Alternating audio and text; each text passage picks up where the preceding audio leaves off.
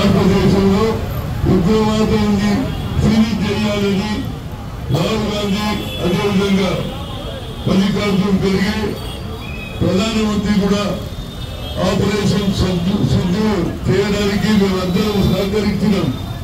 కానీ వాళ్ళు ఎప్పుడు ఇందిరాగాంధీ కూడా ఉగ్రవాదుల చేతుల్లో చనిపోవడం, రాజీవ్ గాంధీ కూడా చనిపోవడం, వారు ఈ దేశానికి ప్రాణాలు అర్పించారు అంటే దేశం గురించి ఆలోచన చేసే కుటుంబం అది.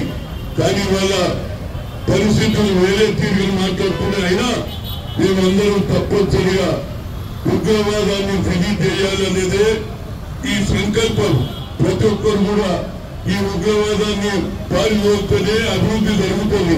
అందుకే మన రాష్ట్రంలో కూడా రాహుల్ గాంధీ గారు ఏదైతే కన్యాకుమారి నుంచి కశ్మీర్ వరకు తిరిగిన తర్వాత వాళ్ళ నాన్న సద్భావనను ఈ దేశంలో మతతత్వ పార్టీలు కులాల పేర్ల మీద మతాల పేర్ల మీద దేశాన్ని విభజించాలని చూస్తుంటే ఆనాడు రాజీవ్ గాంధీ సద్భావనను అదేవిధంగా కన్యాకుమారి నుంచి కశ్మీర్ వరకు వేసి నఫరత్ छोड़ो ప్రేమ్ बढ़ाओ అని చెప్పినటువంటి రాహుల్ గాంధీ గారి కార్యక్రమం ఇతర హిస్సేదారి ఉత్తి భాగీదారి అన్నాడు. కాబట్టి we come to the power, we conduct the caste rights అన్నాడు.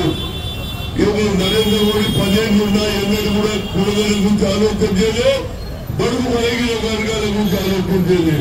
అది తెలుసుకున్నటువంటి రేవంత్ రెడ్డి ఇక్కడ 10 జిల్లాలు తిరిగారు. కామారెడ్డిలో డిక్లేర్ చేశాం 42% రిజర్వేషన్ వచ్చే లోకల్ బాడీ ఎన్నికలు అని చెప్పాం.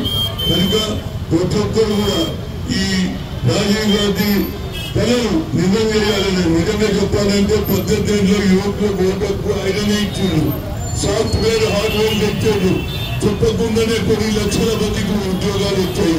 కనుక బుద్ధివారం అదేవిధంగా ముఖ్యమంత్రి అయిన తర్వాత ఆయనకు ఒక ఆలోచన వచ్చింది. ఇక్కడ ఏది సోమాజిగూడలో పెట్టారు. అదేవిధంగా సెక్రటరియట్ ముందు వెళ్తే ప్రజలందరూ చూస్తారని ఆయన రాజీవ్ గాంధీ స్టాచ్యూ పెట్టారు. ఈ తర్వాత మనం అక్కడికే పోతాం.